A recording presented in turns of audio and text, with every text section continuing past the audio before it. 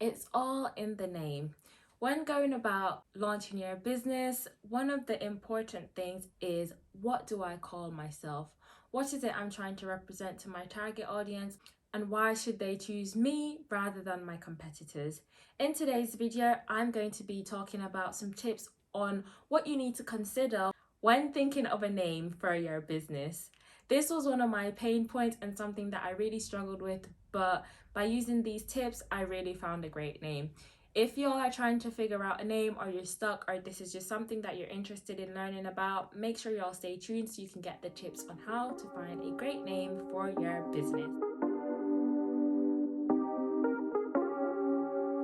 Hi guys, it's Faith. Welcome back to my channel. If you're new here, thanks for clicking on the video and tuning in. And if you're a returning viewer, thanks for joining us again. So guys, if y'all have been watching all my videos to this point, you're gonna know what tip number 1 is, because it's been literally the most consistent tip throughout all my videos. So tip number 1 is to do some research.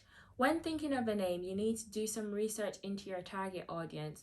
What sort of things do they like? What sort of things are they interested in? Because this name needs to be able to resonate with your audience. It needs to be something that they don't mind associating themselves with, and something that they'd be proud to be represented by, or something that they would be proud to be an advocate of. So to an extent, it needs to represent them. When I'm buying something, I often think about, well, maybe not everyone thinks about this, but you don't want to be buying from a brand that has negative connotations or anything negative associated with it, because it kind of shapes you as a person. Someone might look at you differently and think, well, why are you supporting this brand when you know what they stand for? It might be discriminatory, and you might just not want to associate yourself with that. So make sure that you think about your target audience and think about the sort of values that they might hold. Just, are you trying to represent strength? Are you trying to represent power? Are you trying to represent love? Just think about such qualities and what you would like your brand to convey, because it will really have a close relationship with your target audience if they do decide to purchase from you. Sorry guys, it's bin day. If you can hear the bins outside, then I apologize. Tip number 2 is to don't be afraid to be creative. When trying to think of a name, I know that it feels impossible to think of something original at times, but really and truly, you can kind of get around this by being creative.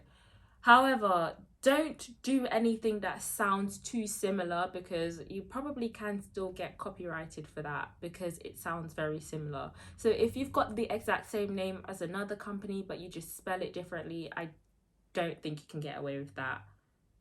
Because when people say it, they might think that you're speaking of one brand, but actually they're speaking of your brand. And it's kind of unscrupulous, because yeah, you're kind of going off someone else's merit because that's their name, but you're using the different spelling, which, yeah, don't do those sort of things, because it can get quite messy.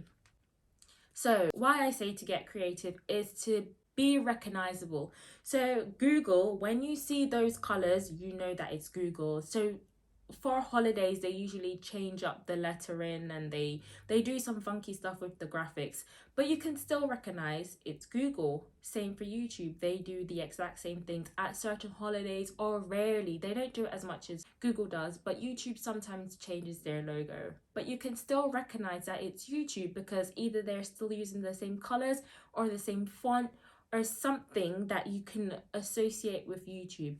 So when thinking of your brand, you need to be able to understand that people will associate certain colors, fonts, themes with you, which I will kind of touch on a further point that's coming up somewhere in the video. Make sure that you think of these things prior to thinking of a name. It's very important that you do these things, not just focusing on one part. You need to think of the bigger picture.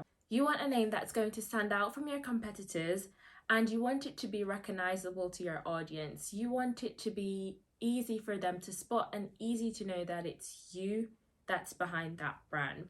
You want a name that will also fit all your taglines, so you don't want it to be too difficult to incorporate into your taglines or the ethos of your brand.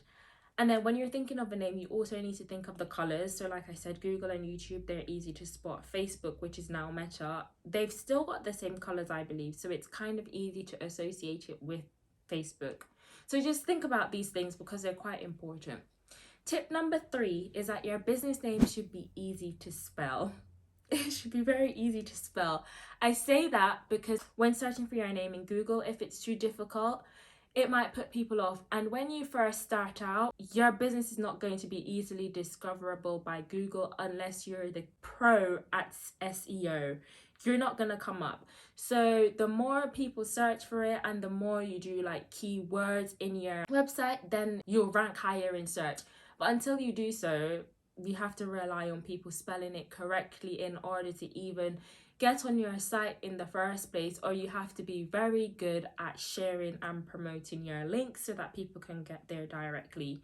But then if I'm talking to one of my friends and I'm like, hey, have you seen this website? And they think, oh, let's say I've written it down for them, and they lose the paper, but they really wanted to purchase something. You've then lost a customer because they're searching. I look for things 3 times, and if I can't find it, then I get fed up and I'm like, right, they've lost the sale. So think about that. So it shouldn't be too difficult for the person to spell. Wordplay, you can kind of do wordplay whilst being creative, but it can sometimes throw people off. So they might think, oh, I don't know, did they spell it with a, let's think. Did they spell it with an O or did they spell it with an I? Did they spell it with a U or did they spell it with an E? I don't know if these letters go together, but I think you'll get the gist of what I'm saying. It can be quite confusing. So for me, when I was thinking of names, I spent a very long time on a name. It was all I was thinking about. I remember telling my mum, I feel like when I'm sleeping, I'm thinking of a name. When I'm eating, I'm thinking of a name. When I should be studying, I'm thinking of a name. And I was literally becoming too worked up about this name thing, which is why I thought, let me make a video for y'all. I was watching YouTube videos and I was watching a TED talk about why names are important. And I was just like, you know what? I'm just not getting the hang of it. So I did a few things. I went onto Google and I tried to find like unique names. That wasn't working for me. I tried to find like names of stars, of leaves. Just these things weren't working because a lot of people had already taken them. So what I do is I'd write down names and then I'd search the domain. So a name might be available, the domain, but the Twitter wouldn't be available or the Instagram wouldn't be available. And it's very important for you to be consistent, which is, I'm kind of touching on 2 tips at the same time. You need to be consistent so that it's easy for people to search. So it's very important for you to consider this. I was getting too worked up. So what I did was I said, Faith, right, you're going to give yourself a time frame. So I said 2 weeks. And I said, if I didn't have a name by then, whatever the default name was, I was going to use that. So I was just going to pick something out of a hat and then that was going to be it because I was doing the most. So I ended up coming up with Kanuku, and I did get some people telling me it might be a bit difficult to spell. But I thought, you know what? People learned how to spell Balenciaga. They learned how to pronounce Bulgari. So for me, they would need to learn how to spell Kanuku. And I said, it's quite easy. I'll put it out there. And yeah, I was just like, Kanuku didn't end up being the default name, but it was pretty close to my deadline. So I was just like, you know what? I'm going to just pick it. And the handles for Instagram and Twitter were not available. So I just pivoted. I just had to improvise. I changed it to bykanuku and I was happy with that. So my Instagram is bykanuku, my TikTok is bykanuku, and Facebook bykanuku. I can't remember if the Twitter's bykanuku or just kanuku, but I was like, it's easy. If you think of all the big brands, Apple, Google, Facebook, you look at their website, you look at their social media handles, they're all very consistent. So if the big companies are doing it, it works. Like, these are tried and tested methods. Why would you deviate from that? I know some brands, they've got this website name, but then their Instagram handle is just completely different. I'm like, how do you expect people to find you that way? Unless you're very good at marketing and like making sure that people get that key information, they're not going to know. If they're trying to just search you, someone else might have your name that could potentially be in your target market. Like, they can be one of your competitors. They'll be getting all your customers and not you. So tip number 5 is to make sure that whatever name you come up with, you check it. Check it against other languages, check it against a dictionary, a thesaurus. Make sure that it doesn't have any negative connotations. Some names that I've seen, some names of big brands, they have like odd meanings behind them. Now, they've already got the money, they've already got the target market, they're already established in that context, they can do whatever they like. But for you, a small fish in the sea, you cannot just think, oh, I'm just going to do it because I'm comfortable with it and I like it. By all means, do what makes you happy, but I'm telling you, from a consumer's perspective, it will be very difficult for you to have a name, especially if it means something offensive in someone else's language. They might not want to support your brand because they're like, well, why did you call it that? So for me, I thought, what is the meaning behind Kanuku? I was happy with the meaning behind it, so I picked it. It represented me in a way that I was very happy with. If y'all don't know anything about that name, put some comments down below. If you want to know what it means or why I picked it, put some comments down below. Or if you can guess what it means, also comment down below. And yeah, I'll think about making another video. Or follow me on Instagram, guys, because I kind of do like some little talk through vids on there, and sometimes I share some little gems. So follow me on Instagram, which I'll put the handle up on either side.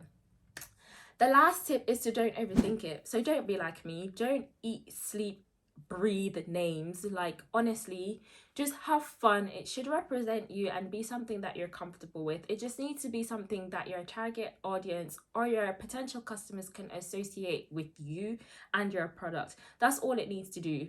But it is a very important part of your business because that is what you're going to be known as. You don't want to be known as something offensive or something that, I don't even want to say something that's difficult to search because that's not too bad, but just try to make it cohesive and something that you'll be happy to be back in. So guys, that brings us to the end of today's video. If you enjoyed, please make sure you give us a like, comment, and subscribe, guys. Subscribe. I'm trying to grow this channel and I'm trying to have more business owners join this community. So yeah, guys, as always, wherever y'all are, make sure you have a safe day. Enjoy whatever plans you've got laid out for yourself, and until next time, bye guys.